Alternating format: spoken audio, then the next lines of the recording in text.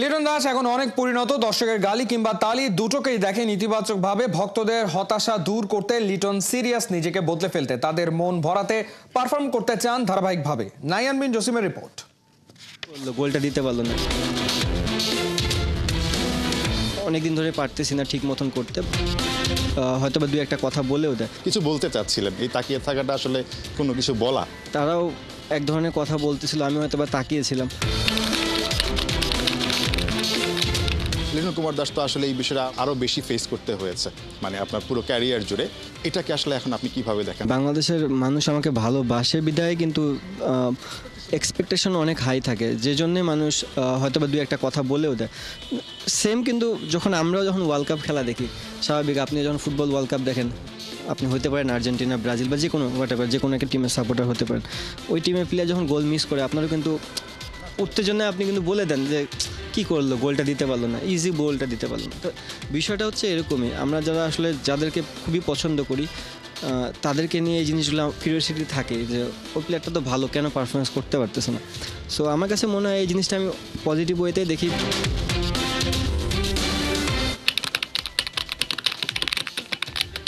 তারা চায় যে আমি পারফর্ম করি, আমিও চাই আমি পারফর্ম করি। হয়তো বা অনেকদিন ধরে পারতেছি না ঠিক মতন করতে, বাট চেষ্টা থাকবে তাদের চাওয়াটা যেন আমি ফিল আপ করতে পারি।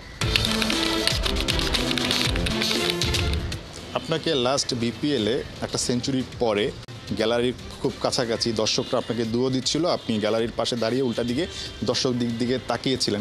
এই ছবিটা আমাকে খুব বেশি নাড়া দিয়েছিল। আসলে কি ভাবছিলেন তখন আসলে, মানে দর্শকদের দিকে তাকিয়ে কেন আসলে তাকিয়েছিলেন? ঠিক এভাবে কষ্ট দিচ্ছিল, পীড়া দিচ্ছিল, নাকি আসলে কিছু বলতে চাচ্ছিলেন? এই তাকিয়ে থাকাটা আসলে কোনো কিছু বলা না, কাকতালীয়ভাবে না জিনিসটা একটু অন্যরকম হয়ে গেছে। মানে তারাও এক ধরনের কথা বলতেছিল, আমি হয়তো বা তাকিয়েছিলাম। আমি মূলত তাকিয়েছিলাম যে বলটা কখন দিবে তারা আমার দিকে।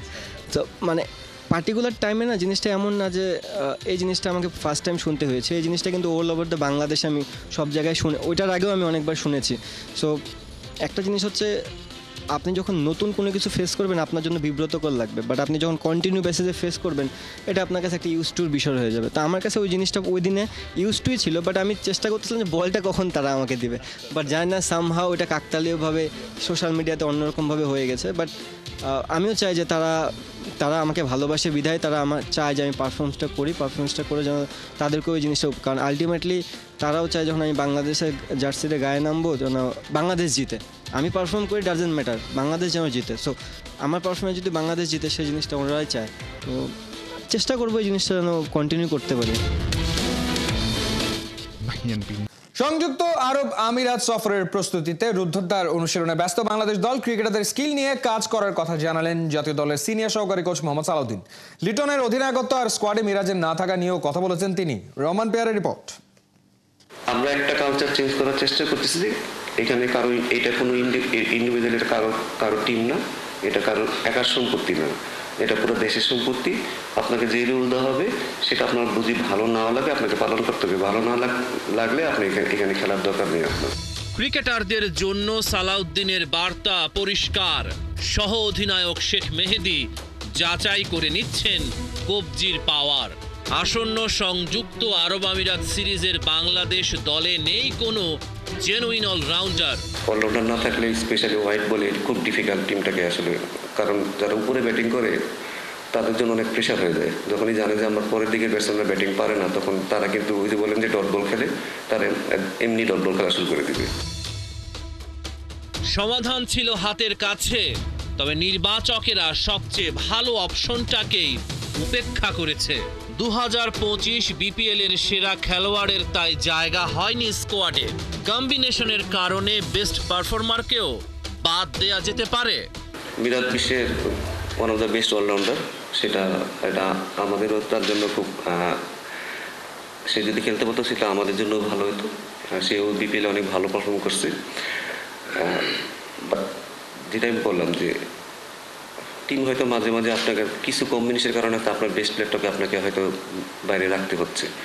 এটা কারণ আমার তো আবার বোলিংই করা লাগবে, আর যেটা হয়তো টিমের সাথে হয়তো এখনও হয়তো অ্যাডজাস্ট করতেছে না। বাট মিরাজকে আমরা এখনও বলি না যে সে টি-20 খেলতে পারবে না।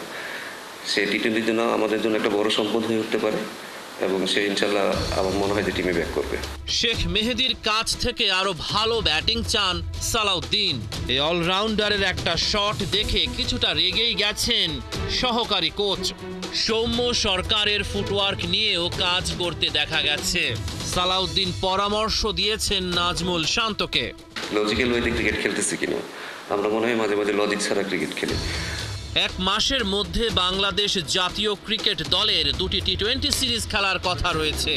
পাকিস্তান সফর নিয়ে শঙ্কা থাকলেও আমিরাতের সাথে সিরিজ যথাসময়ে মাঠে গড়াবে। লিটন দাসকে টি-20 দলের অধিনায়কের দায়িত্ব দেয়া হয়েছে 2026 টি-20 বিশ্বকাপ পর্যন্ত। সালাউদ্দিন খুঁজে পেয়েছেন সাকিবের সাথে লিটনের সাদৃশ্য। স্ট্রেংথের জায়গা যদি বলেন, আমি মনে করি যে সে খুব ভালো টেকনিশিয়ান। ফিল্ড প্লেসমেন্ট সম্পর্কে, বলারের শক্তি সম্পর্কে তার ভালো আইডিয়া আছে এবং অপোনেন্ট সম্পর্কে সে খুব ভালোভাবে সে গেম অ্যানালাইসিস করে এবং টি-20 কীভাবে ফিল্ড সেট আপ করতে হয়, কীভাবে গেমটাকে আগায় নিতে হবে, কীভাবে বা ব্যাটিংটাও কীভাবে আগায় নিতে হবে সেটা সম্পর্কে তার পরিষ্কার ধারণা আছে। লিটনকে আমরা সবসময় একটু অন্যভাবে দেখি, কথা কম বলে, হয়তো আপনাদের সাথে হয়তো কথা কম বলে, বা যারা কাছে থেকে মিশে তারা হয়তো তাদের সেই ভুল ধারণা হয়ে যাবে। যে ভুল ধারণা আপনাদের সাকিবের বেলায় ছিল, বাইরে থেকে মনে হবে যে অনেক কিছুই তারা হয়তো ঠিক মতো করে না, কিন্তু as a teammate, as a টিমের লিডার হিসেবে তার যতটুকু করার তার চেয়ে বেশি হয়তো সে করে। 17 মে শারজায় প্রথম টি-20তে মুখোমুখি হবে বাংলাদেশ এবং আরব আমিরাত। একই ভেন্যুতে দ্বিতীয় ও শেষ টি-20 19 মে। রহমান পেয়ার, 71। লিটন দাস এখন অনেক পরিণত, দর্শকের গালি কিংবা তালি দুটোকেই দেখেনি। মালদ্বীপের বিপক্ষে এগিয়ে গিয়েও ড্র। সাফ অনূর্ধ্ব-19 চ্যাম্পিয়নশিপের সেমিফাইনালে যেতে ভুটানের বিপক্ষে, তাই জয় পেতেই হতো বাংলাদেশকে। অরুণাচলের গোল্ডেন জুবলি স্টেডিয়ামে সেই কাজটাই করে দেখিয়েছেন রিফাত মুর্শেদরা। দাপুটে পারফরমেন্সে ভুটানকে হারিয়েছেন 3-0 গোলের ব্যবধানে। বিস্তারিত থাকছে রায়হান আহমেদের রিপোর্টে। ডি বক্সের ভেতর বল পেয়েই ভুটানের গোলকিপার পেনজোরকে খোল খাইয়ে সোজা বল পাঠিয়ে দিলেন জালে। তারপর দৌড়ে গিয়ে বুকে হাত দিয়ে ক্রিস্টিয়ানো রোনালদোর রিল্যাক্স সেলিব্রেশন করলেন সোরেন। যেন ওদের নিয়ে এত টেনশনের কি আছে বোঝাতে চাইলেন সেটাই। এই দৃশ্যই যেন হয়ে রইল ভুটানের বিপক্ষে পুরো ম্যাচ জুড়ে বাংলার ছেলেদের দাপটের হাইলাইটস। রবিবার অরুণাচলের ইউপিয়া শহরের গোল্ডেন জুবিলি স্টেডিয়ামে ম্যাচ শুরুর আগে আন্তর্জাতিক মা দিবসকে শ্রদ্ধা জানাতে শুরুতে 2 দল পরে সাদা বিশেষ জার্সি। খানিক পর সেটা বদলে পরে নেয় নিজেদের ম্যাচ জার্সি। সাফ অনূর্ধ্ব-19 ফুটবলে সেমিফাইনালে যেতে ভুটানের বিপক্ষে ম্যাচটা রিফাত নাজমুলদের জন্য ছিল মাস্ট উইন। ম্যাচের শুরু থেকেই ছোটনের শিষ্যরা তাই শুরু করে অ্যাটাকিং ফুটবল। ফল পেতে দেরি হয়নি। ফার্স্ট হাফের 13 মিনিটেই প্রথম গোলের দেখা পেয়ে যায় লাল সবুজের প্রতিনিধিরা। গোল করেন মুর্শেদ আলী। চলতে থাকে দুদলের অ্যাটাক কাউন্টার অ্যাটাক। ম্যাচের 28 মিনিটে আরেকবার গোল পায় বাংলাদেশ। ডি বক্সের ভেতর বল পেয়ে এবার গোল করেন সুমন সোরেন। ফার্স্ট হাফের বাকি সময়টা একের পর এক অ্যাটাক করেছে বাংলাদেশ, তবে হয়নি আর কোনো গোল। প্রথমার্ধে ভুটানের ডিফেন্ডারদের কঠিন পরীক্ষা নিয়েছেন মুর্শেদ আলী। তাকে থামাতে খাম ছুটে যাচ্ছিল শেওয়াং ইয়োনটেনদের। সেকেন্ড হাফের পুরো সময়টা চলেছে আক্রমণ প্রতি আক্রমণ। ম্যাচের 75 মিনিটে দারুণ একটি সুযোগ পায় ভুটান, তবে সে শট ঠেকিয়ে দেন বাংলাদেশের গোলকিপার ইসমাইল হোসেন মাহিন। খানিক বাদে এক্সট্রা টাইমে 3 নম্বর গোল পেলে রিফাত নাজমুল হুদারা মাঠ ছাড়ে দারুণ এক জয় নিয়ে। শিশুদের এমন জয়ে কোচ গোলাম রব্বানী ছিলেন দারুণ উচ্ছ্বসিত। আমি প্রথমে অভিনন্দন জানাই আমার ছেলেদেরকে দুর্দান্ত একটা ম্যাচ খেলার জন্য। আজকের ম্যাচটা আমাদের জন্য খুবই গুরুত্বপূর্ণ ম্যাচ ছিল, যেহেতু আমরা মালদ্বীপের সাথে দুর্ভাগ্যবশত ড্র করাই। তো ছেলেরা তাদের শতভাগ দিয়ে আজকে 3 পয়েন্ট নিয়ে আসে। এটা আমার বিশ্বাস ছিল যে ছেলেরা আসলে এটা করতে পারবে এবং ছেলেরা তাদের দেশপ্রেম থেকে তারা তাদের সর্বোচ্চ দিয়ে খেলে 90 মিনিটস গেম ডমিনেট করেই খেলায় জয়লাভ। রায়হান আহমেদ, 71।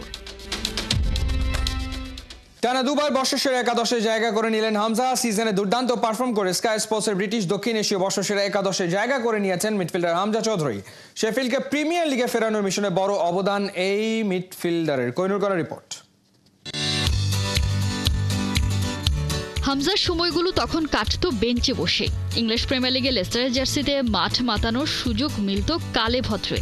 এরপর লোনে এই মিডফিল্ডারকে পাঠিয়ে দেওয়া হলো শেফিল্ডের কাছে, নেমে গেলেন ইংলিশ চ্যাম্পিয়নশিপে। জীবনে উত্থান পতন থাকবেই, থেমে যাওয়া চলবে না, বেশ ভালোই জানেন হামজা। শেফিল্ডের জার্সিতে সুযোগ পেয়ে নিজের জাত চিনিয়ে দিলেন এই মিডফিল্ডার, হয়ে উঠলেন ব্লেডদের মধ্যমণি। এবারে নিজের পারফরমেন্সের স্বীকৃতিও পেয়ে গেলেন হামজা দেওয়ান চৌধুরী। স্কাই স্পোর্টসের বর্ষসেরা দক্ষিণ এশীয় ফুটবলারের একাদশে নাম লিখিয়ে নিলেন হামজা। স্কাই স্পোর্টসের সাংবাদিক ডেভ ট্রেহান এবং ব্রিটিশ দক্ষিণ এশীয় ফুটবলারদের স্কাউট জোহাইব রশিদের এই তালিকায় জায়গা পেয়েছেন হামজা। গেল কয়েক বছর ধরে ইউরোপের সর্বত্র ফুটবলে ছড়িয়ে ছিটিয়ে থাকা ব্রিটিশ দক্ষিণ এশিয়ান ফুটবলারদের নিয়ে বর্ষসেরা একাদশ সাজান ডেভ ট্রেহান। চলতি মৌসুমে শেফিল্ডের হয়ে দুর্দান্ত পারফরমেন্সের কারণে একাদশে জায়গা পেয়েছেন হামজা চৌধুরী। এই লিস্টে টানা দ্বিতীয়বার বাংলার পোস্টার বয়ের নাম উঠে এসেছে। 4-3-3 ফরমেশনে এই স্কোয়াডে বাংলাদেশের একমাত্র প্রতিনিধি হামজাই সেরা মিডফিল্ডার। মাঝে মাঠে তার সঙ্গী ভারতীয় মিলি চন্দ্রনা আর পাকিস্তানি বংশোদ্ভূত জিদান ইকবাল। ইপিএল এর লড়াইয়ে দলকে ফেরানোর রেসে হামজা হয়ে উঠেছেন শেফিল্ডের অন্যতম প্রধান অস্ত্র। টপ ফ্লাইটের ফুটবলার হিসেবে হামজাই বাংলাদেশের হয়ে আন্তর্জাতিক ফুটবল খেলা প্রথম ফুটবলার, আর এ কারণেই হামজা সেরা। এদিকে ইপিএলে এক পা দিয়েই রেখেছে তার দল শেফিল্ড ইউনাইটেড। প্লে অফে ব্রিস্টলকে জাস্ট উড়িয়ে দিয়েছে ব্লেডরা। পরের লেগটা শেফিল্ডের ঘরে। সাম্প্রতিক পারফরমেন্স তো বটেই, সুপার কম্পিউটার বলছে ব্রিস্টলকে হারিয়ে শেফিল্ড ফিরবে প্রিমিয়ার লিগে। চ্যাম্পিয়নশিপ খেলায় অনেকেই দেখে ফেলেছিলেন হামজার শেষ। ভাবছিলেন অনেকেই হামজা কেবল ইউরোপে সার্ভাইভ করছে। আসল সত্য হলো, he is not just surviving, he is remembering.